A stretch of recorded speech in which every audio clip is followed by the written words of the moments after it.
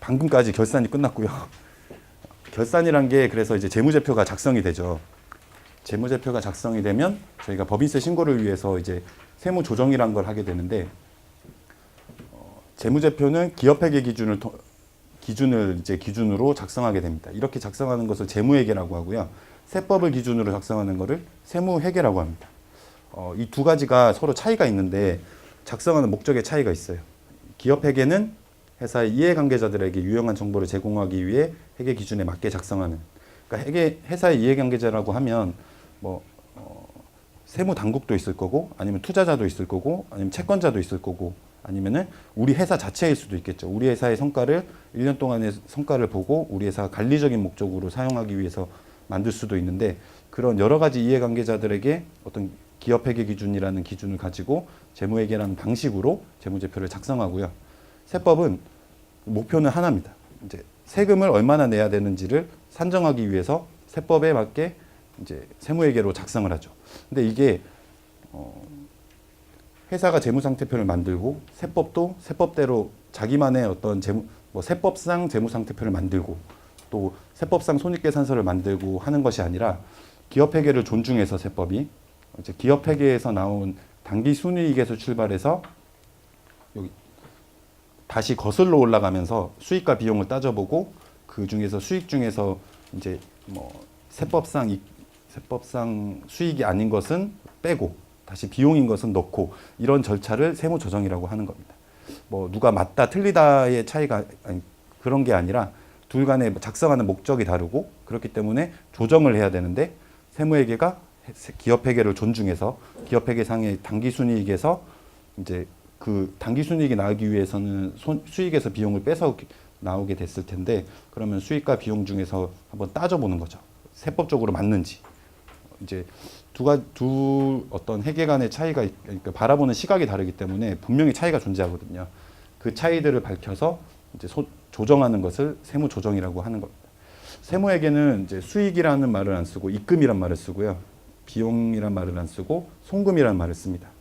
그래서 기업회계상 수익 중에서 이제 세법상 기업회계가 더 낮게 수익을 잡았으면 세무회계에서는 입금이라고 하니까 입금 산입, 그러니까 입금을 더 넣는다는 거죠.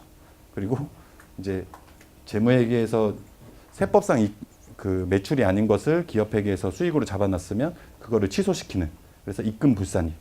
근데 이런 말은 사실 모르셔도 됩니다. 이게 그렇게 중요한 내용, 되게 중요한 내용인데 이렇게 담당자께서 이런 것까지 알면서 하기에는 사실 쉽지가 않고요. 저도 세무조정이 뭐냐라고 이제 좀 알게 되기까지는 굉장히 좀 오랜 시간이 걸렸거든요. 그래서 그렇지만 요 차이들은 한번 보실 필요가 있고, 그리고 요 용어들은 한 번쯤은 그냥 들어보시면은 좋을 것 같아요. 세무조정을 하게 되면 차이를 그냥 조정하는 것에 끝나지 않고 그 차이에 대해서 기속자를 밝혀서 그 사람에게 소득을 처분합니다. 세무조정 사항의 기속을 밝히고 세무상 순자산을 밝히는 절차인데요. 이렇게 나중에 유보라고 하는 거를 이제 말씀드릴 텐데, 유보가 계속 쌓여 있게 되면 법인이 언젠가 청산을 하게 되면 그 청산 법인세를 계산할 때도 영향을 미치게 됩니다. 세무조정 사항이 요 뒷페이지를 먼저 보여드릴게요. 아까 말씀드린 지금 기업회계상 당기순이익에서 입금산입, 송금부산입, 입금부산입, 송금산입을 통해서 각사업용도 소득이라는 세법상 소득을 구할 텐데, 그 중간에 차이를 조정하는 것을 그러니까 세무조정이라고 말씀드렸고, 세무조정이 발생하면 소득처분이라는 게 발생한다. 소득처분은 유보, 사회유출, 기타 이렇게 세 가지가 있는데, 유보는 말 그대로 요 차이가 법인 내부에 남아 있다는 거예요. 이거 그냥 잘 모르셔도 됩니다. 이게 요 차이가 법인 내부에 남아 있다. 그 말은 법인의 어떤 자산이나 부채에 그 영향이 미친다는 거거든요. 그리고 사회로 유출되었다는 말은 회사 밖으로 유출되었다. 그래서 사회 유출이라고 하는 거고요. 그다음에 유보도 아니고 사회 유출도 아닌 것을 기타라고 합니다. 그러면 이제 회사 밖으로 유출이 된 경우에 그 또 두 가지로 나눌 수 있는데, 기속이 분명한 경우, 그리고 그 사회로 밖으로 나가긴 했는데 아예 어떻게 나갔는지도 알 수가 없는 경우, 이렇게 두 가지가 이렇게 다시 나눠집니다. 그래서 기속이 분명한 경우에는 그 기속자에 맞게 뭐 상여 배당, 기타 소득, 기타 사회 유출 이렇게 해서 처분을 하고, 그다음에 기속이 불분명한 경우에는 다시 또 대표자가 그 모르는 거에 책임을 져서 대표자한테 급여로, 그러니까 그냥 상여를 준 것처럼 해서 처분을 하게 됩니다. 이거를 이제 인정상여라고 하는데요. 상여로 인정한다는 거죠, 그냥. 그리고 이제 기타 사회 유출은 뭐 이제 다시 두 가지로 나눠지는데, 여기까지 그 되게 표가 좀 어렵고 처음에 보시면 사실 그냥 한글로 쓰여 있는데 읽어보면 무슨 말인지 잘 와닿지가 않는 경우가 많아요. 이게 그 예전에 저를 가르쳐 주시는 분도 그런 거를 이제 거의 뭐 소련말 같다 이런 말을 많이 쓰셨거든요. 이게 뭐 사회 유출 뭐 이거를 딱 들으면 잘 알 수가 없게끔 지금 세법이 좀 만들어져 있어요. 그러면 이제 첫 번째 아까 말씀드린 그 차이가 회사 내부에 남아 있는 경우 어떤 게 있냐면 세무조정사항이 이제 법인 내부에 남아 있는 경우를 조정하는 게 유보인데, 감가상각비라든가 아니면 자산의 평가 손실 같은 것들이 유보사항에 해당합니다. 아까 이제 다시 한번 돌아가서 세법이 이제 세무조정을 할 때는 재무회계의 재무상태표를 존중해줘서 거기에서 출발한다고 말씀을 드렸잖아요. 그 유보가 그래서 그 차이 나는 내역들을 정리한 겁니다. 자산과 부채의 차이를. 언제든, 그러니까 계속 세무적 순자산을 계속해서 따로 관리하는 게 아니라 언제든지 재무상태표에다가 세법상의 유보, 자산부채에 영향을 미치는 유보를 가감하면 곧바로 세법상 순자산을 이제 산출할 수 있는 거죠. 이거 감가상각비가 가장 대표적인 유보사항인데, 감가상각비는 맨 뒤에 나중에 조금 이따가 말씀을 드릴게요. 유보는 저의 관심사이긴 하지만 대표님들의 관심사는 좀 아니죠. 왜냐하면은 뭐 유보는 언젠가는 없어지거든요. 없어진다는 말은 회계와 세법의 차이를 그 몇 년에 걸쳐서 조정하게 되면 결과적으로 내는 세금은 거의 큰 차이가 없기 때문에 뭐 이제 유보는 저같이 관리를 하는 사람, 이 세법에 대해서 관리를 하는 사람은 중요하지만 뭐 회사에서는 크게 이렇게 중요하게 여기지 않는 경우도 많이 있어요. 하지만 뭐 상장기업이라든가 이런 경우에는 또 굉장히 중요한 이슈로 부각되기도 합니다. 유보보다는 조금 더 와닿는 거를 말씀드릴게요. 기타 사회 유출인데요. 이거는 말 그대로 세무조정, 그 회계와 세법의 차이가 회사 밖으로 유출된 경우. 그래서 요거는 다시 두 가지로 나눈다고 말씀을 드렸죠. 이게 기속이 분명한 경우, 기속이 불분명한 경우. 기속이 분명한 경우는 기속자에 맞게 처분을 하게 됩니다. 업무 무관 지출이 이런 게 대표적인데, 딱 하나만 말씀을 드리면, 회사에서 그러면 만약에 어떤 사람한테 그냥 일이 아니라 그 사람한테 그냥 노트북을 하나 이렇게 사줬다. 그냥 사줬다. 사실 그 사람이 어떤 사람이냐에 따라서 소득 처분이 달라져요. 그냥 출자자, 주주한테 우리 회사에 그냥 노트북을 하나 이렇게 사드렸다. 이러면은 그냥 그 금액이 배당이 되는 거고요. 재무회계는 접대비 뭐 아니면은 뭐 복리후생비 이런 걸로 처리를 해놨겠죠. 하지만 그 세부 내역을 밝혀서 이거는 주주한테 사준 거니까 세법에서 그 비용을 인정하지 않고 그거를 주주에 대한 배당으로 처분하면서 배당에 대한 소득세, 배당소득세로 과세를 하게 돼요.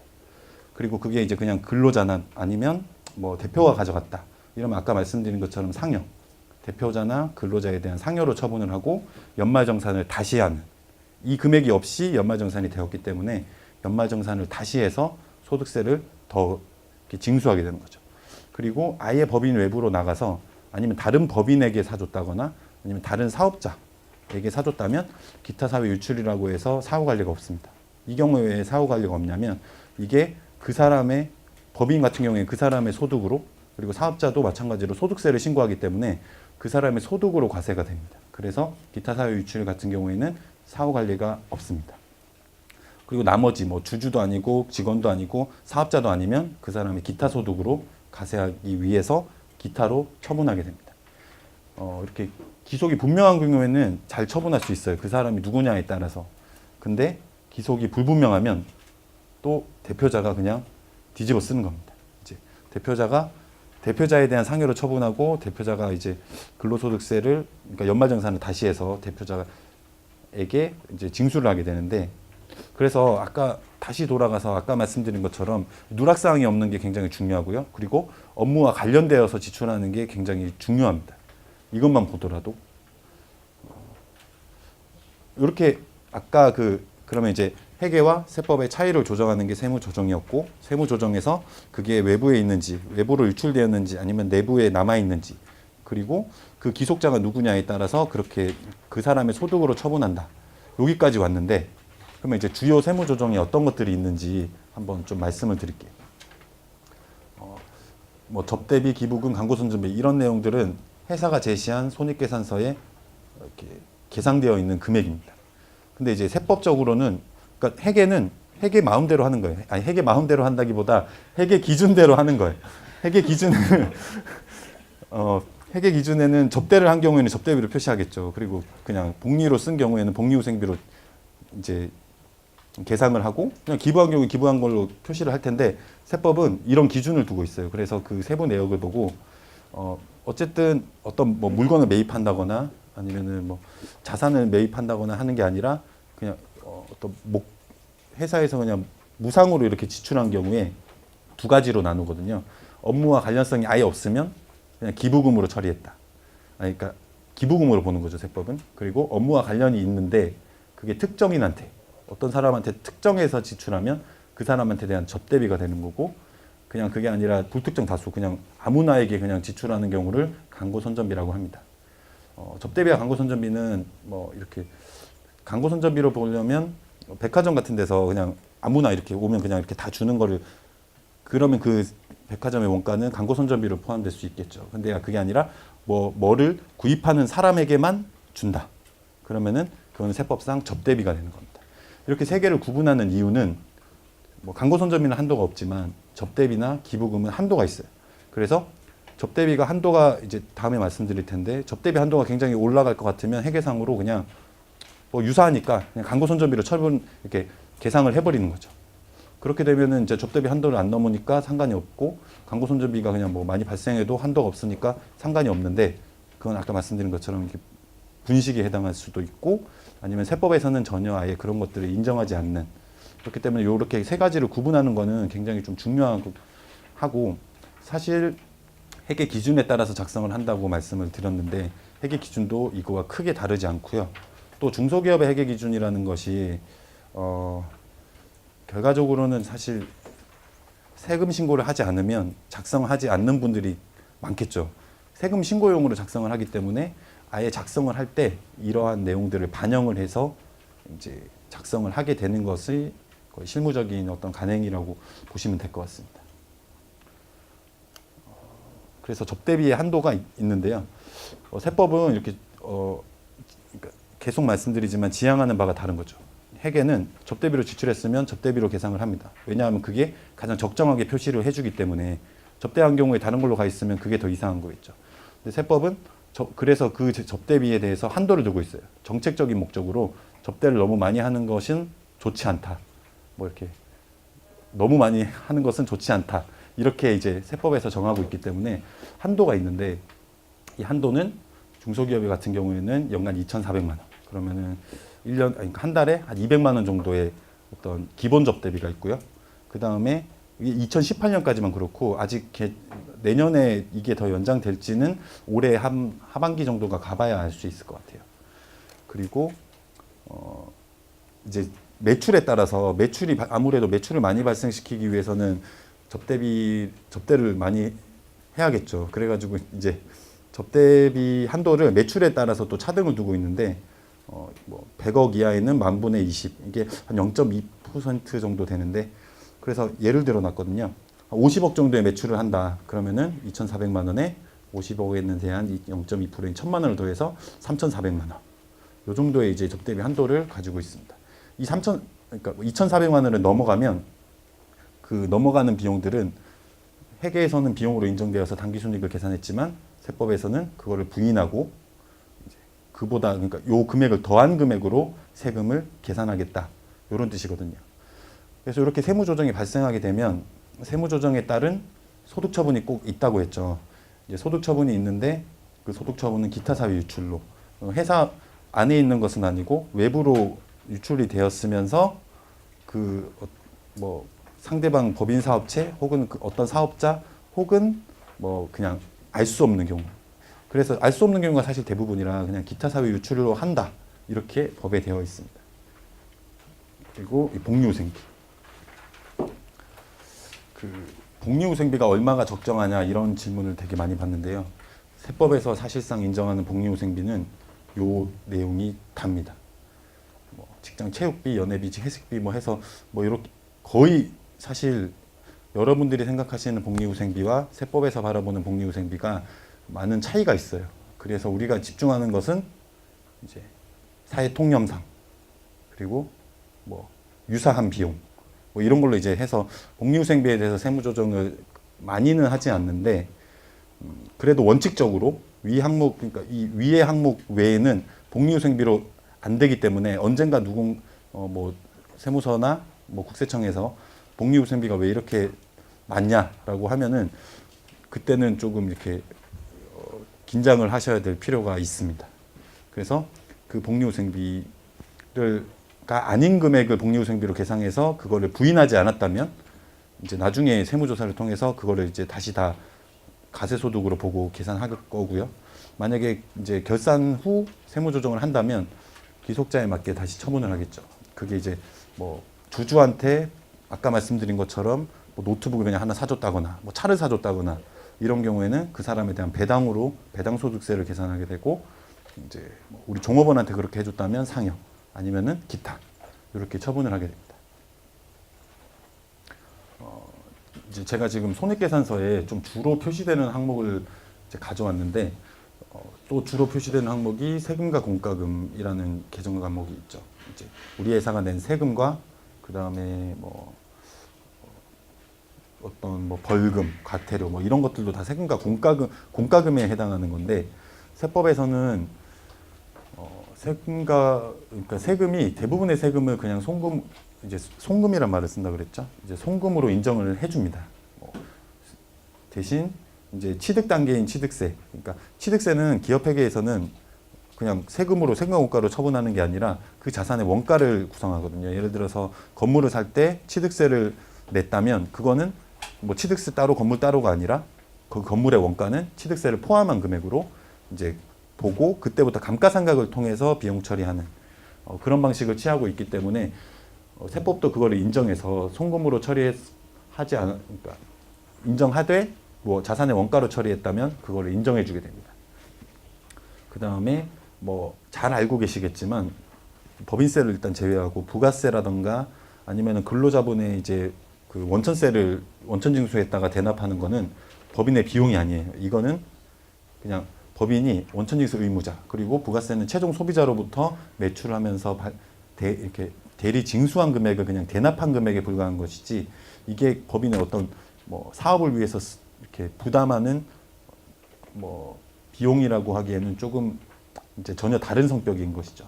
뭐 위에 보시면 주민세라든가 이런 것들은 법인을 그냥 경영하면은 나오게 되는 세금이지만 이런 부가세라든가 원천세는 회사가 대납하는 금액이고 그 다음에 또 법인세가 있는데 이 법인세는 지금 우리 이제 법인세를 계산하기 위해서 세무조정하고 법인세를 계산했는데 그게 또 비용으로 들어가서 또 다시 법인세를 했더니 그게 또 비용으로 들어가고 이렇게 계속 순환 논리로 빠지게 되니까 법인세는 이제 원래 여기 세금과 공과에 넣지도 않을 뿐더러 법인세 등이라고 해서 따로 표시되면서 그 이제 세법상에서는 법인세 낸 거는 비용으로 인정해주지 않습니다.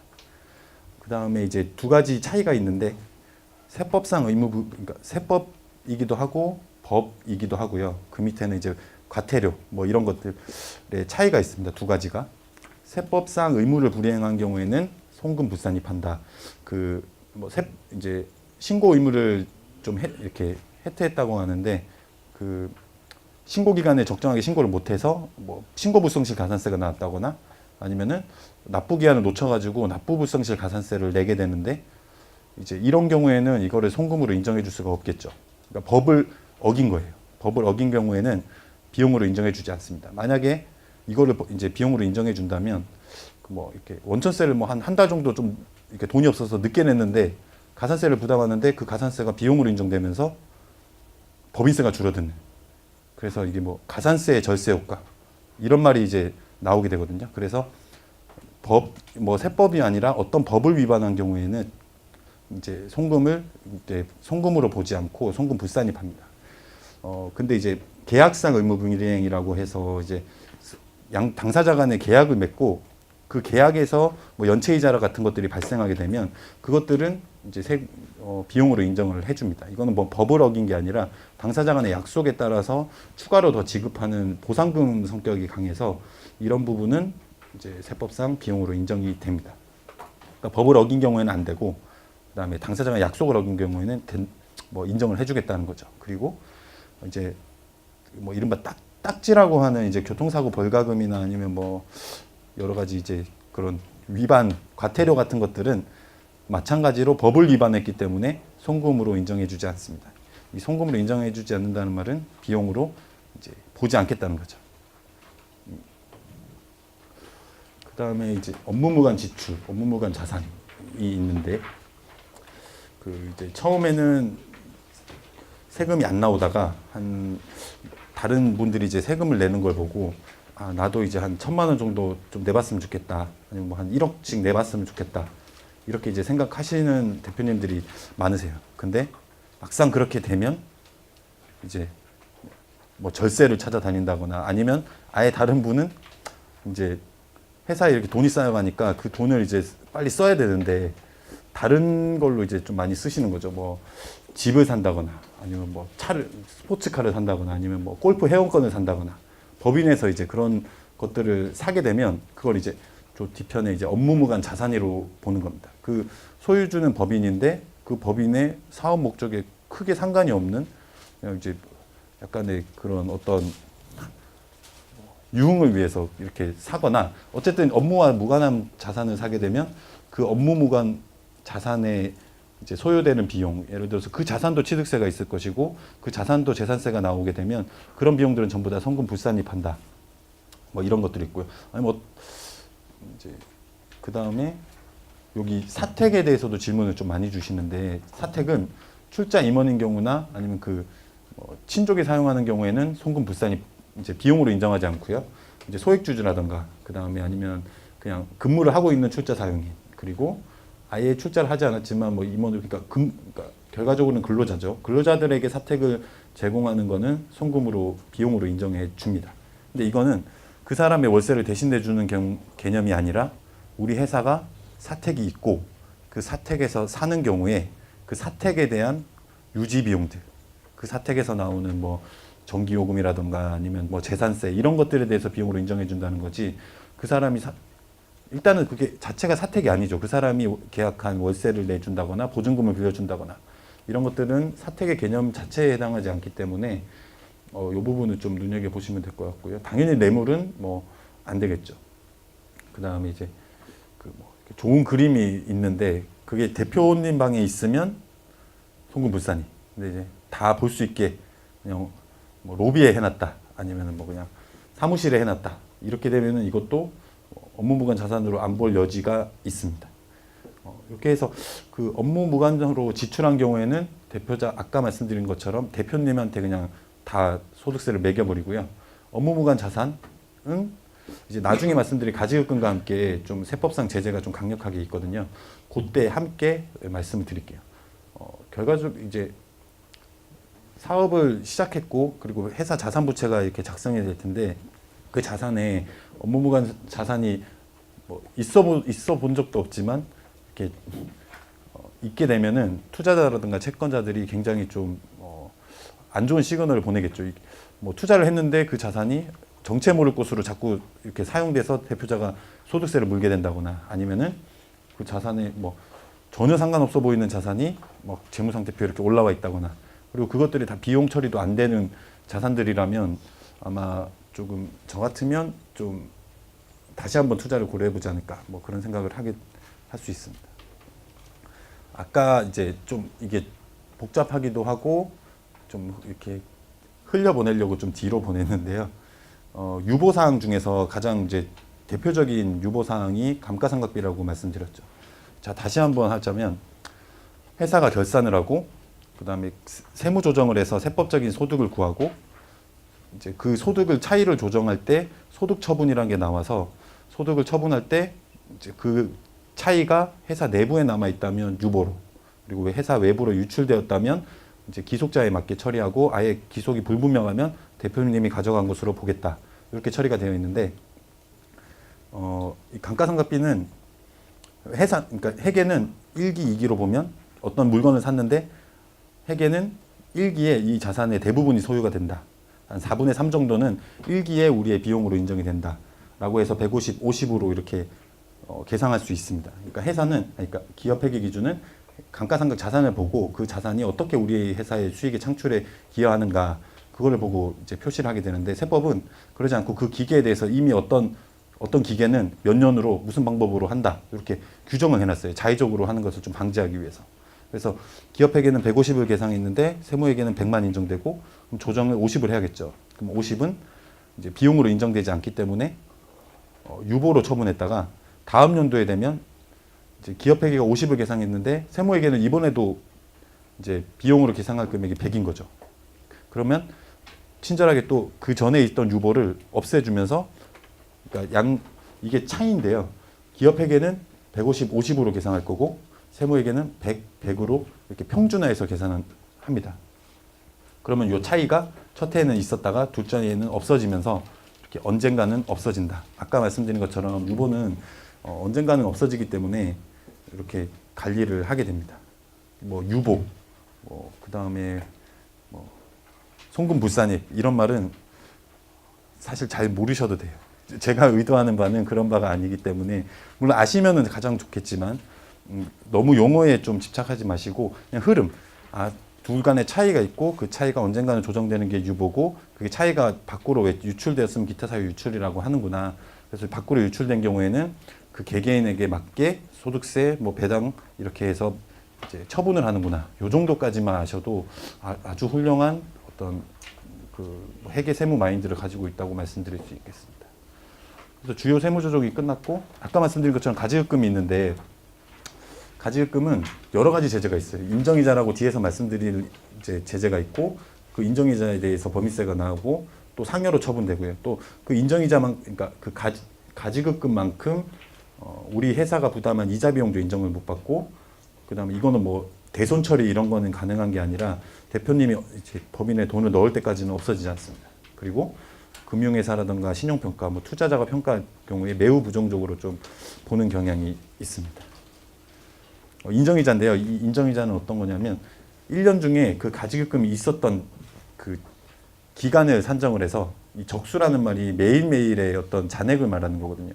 그래서 그 1년 중에 그 가지급금이 계상되었던 날짜, 그러니까 기초 기말에만 없다고 되는 게 아니라 그게 있었던 날짜를 계산해서 인정이자율이라는 이제 법에서 정하는 방식은 여러 가지가 있는데, 일단 인정이자율로 한다고 하면 4.6%로 계산을 해서 이제 그 이자만큼을 법인에서 꼭 받아야 되는, 굉장히 좀 이제 무거운 그런 왜냐하면 이게 법인세도 과세가 되고, 그다음에 그 대표님한테 언젠가 또 이걸 내지 않으면 상여로 처분되는 문제가 있는데, 그래서 아까 말씀드린 것처럼 기중에, 그러니까 기초에 뭐 있거나 아니면 기중에 다 갚았다라고 하더라도 그 갚은 날까지, 예를 들어서 6월 말일에 갚았다면 180일 곱하기 4.6% 해서 뭐 한 230만 원 정도? 230만 원 정도의 이자를 법인에 내셔야 돼요.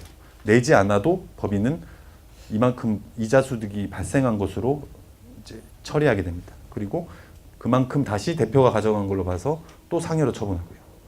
이런 인정이자가 있기 때문에 좀 각별히 주의를 하셔야 되고, 또 이 가지급금은 이자 비용을 부인하는데 생각을 해보면 좀 간단한 거예요. 5억 원을 빌려서 이자 비용을 발생시키면서 내가 사업에 쓰겠다고 이제 빌려서 하고 있는데, 그래서 총 이자가 뭐 한 1,000만 원 정도가 발생했다고 하면, 근데 그 중에 한 1억은 어디 갔는지 알 수가 없는 거죠. 뭐 대표자가 가져갔던지 아니면 뭐 어디 쓰였는지, 뭐 사업에 쓸 수도 있지만 증빙도 없고, 그런 경우에는 가지급금이 이렇게 계상이 되고, 아니면 아까 말씀드린 드린 그 사업에 전혀 상관이 없는 업무무관 자산들이 있다면 그것들을 다 합쳐가지고 법인의 이자 비용에서 그 이런 업무무관 가지급금이 있는 비율만큼만 다시 반환해가지고 그만큼을 비용으로 이제 보지 않게 되는 거거든요. 그러니까 1,000만 원 중에서 한 20% 정도는 이 회사의 비용으로 쓰이지 않았다. 5억 원을 차입해와서 1억 원은 다른 데 썼다. 그러면 그 이자 비용도 인정하지 않겠다. 이게 세법의 어떤 그 마인드입니다.